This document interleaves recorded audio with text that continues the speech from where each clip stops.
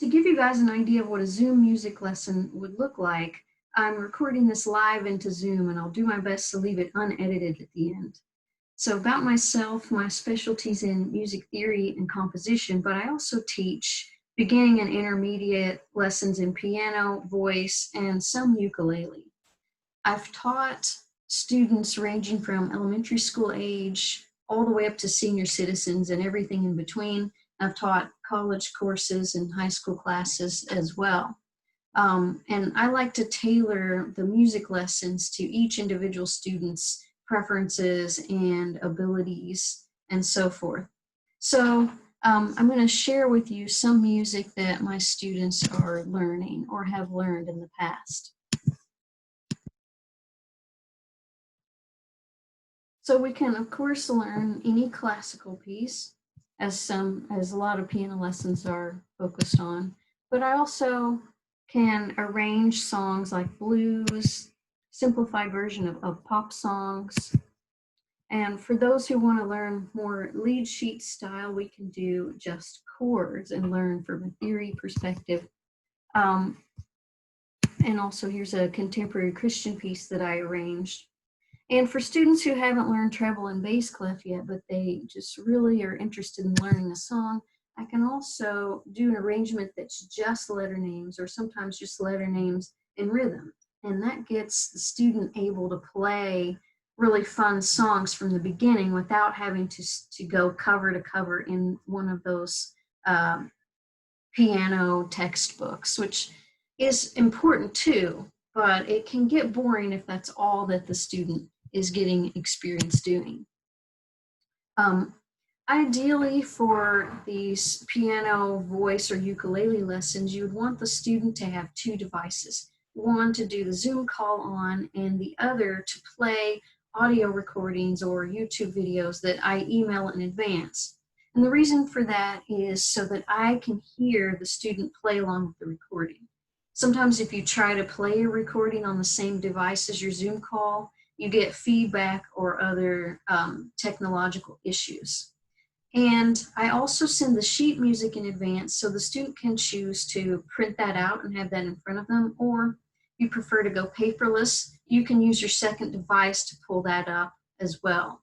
And if you don't have a second device, we can work around that through screen sharing. And I can even screen share my audio. So let me show you an example of that. So going back to that heart and soul, I can also play the accompaniment part. And this one that I'm about to play actually has the student's melody, kind of like training wheels, which I would then take away at a certain point.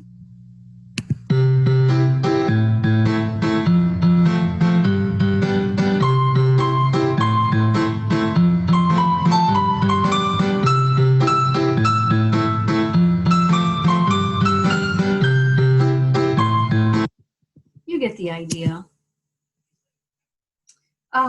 Another thing that I can do better actually on Zoom than in person is be able to demonstrate things at the keyboard, really zoomed in, so through different camera angles. So one thing I can do is change really easily my perspective to the overhead view, where I can do something like show a finger pattern or hand position.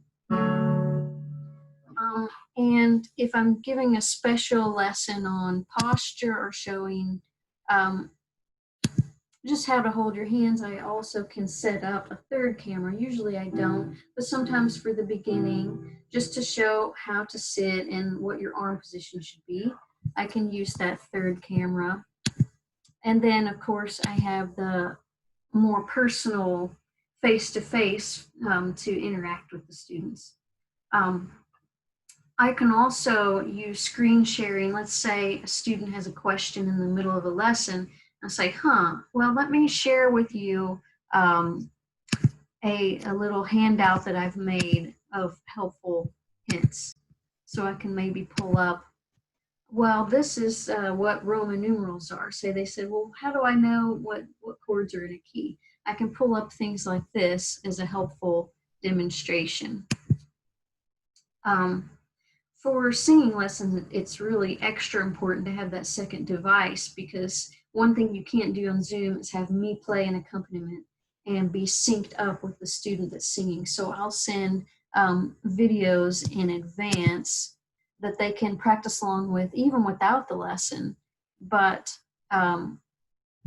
during the lesson, we can pull up this video to sing along, like this. Do, mi, sol, mi, do. Do, mi, sol, mi, do. And so on. I can also send tracks that are from YouTube. There's a lot of pop songs now that they make karaoke tracks to. So let's say the student asked for a particular song I didn't have arranged yet. Then I could pull up, I could look up, oh, you want to do The Lion Sleeps Tonight?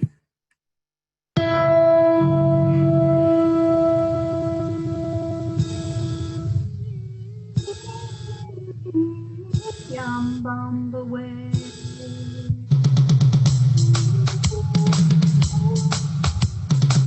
You get the idea. That's very handy too. And I can also send, for the second device, I can send a little sight singing melody and say, all right, well, here's melody in the key of A. Sing this back on solfege, and it's an opportunity to teach them note reading and theory. And for the ukulele lessons, it's also, I can send a video in slow motion of a really tricky passage to show how to sing and play. So let me pull up, pardon me for the delay. See, this is one problem with Zoom, is sometimes you lose where you were.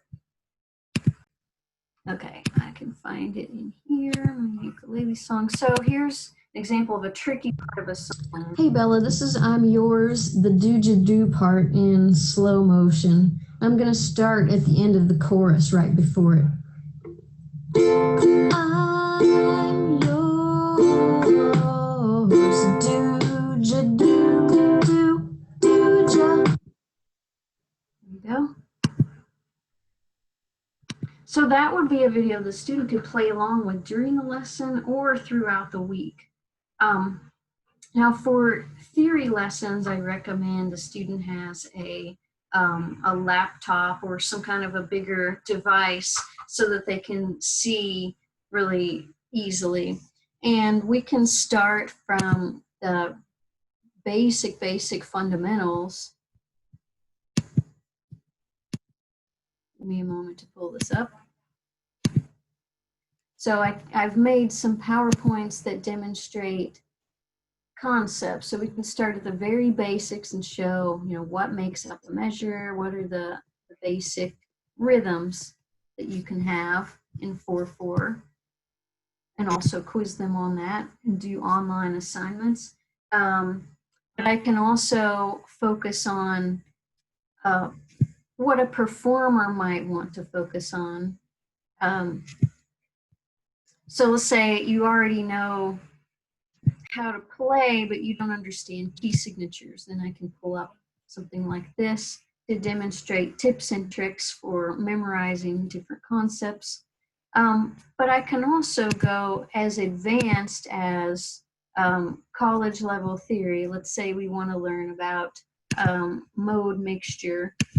I can pull up a song from a here, play the recording, and show an analysis right on screen. Have the student follow along with me. For composition lessons, it's a little bit trickier. I would need to see the students' work at least 24 hours in advance so that our lesson time could be spent on feedback. So a student can send me an image of their work that they've done over the course of the week.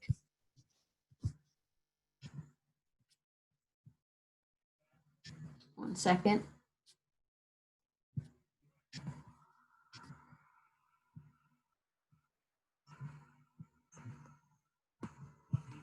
All right, well, let's making me, there we go. I found it. So you can send an image of your work and I can look at it before the lesson starts.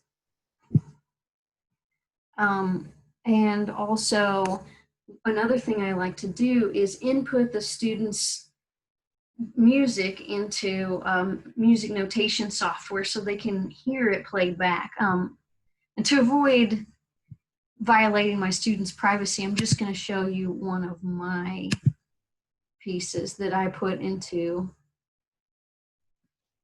Finale and made a recording of.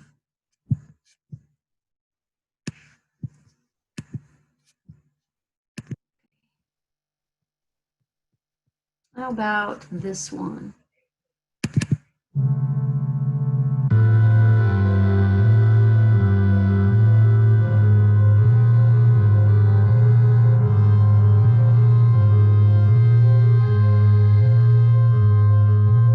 So they can hear the complicated orchestration come to life, since you can't play multiple instruments by yourself.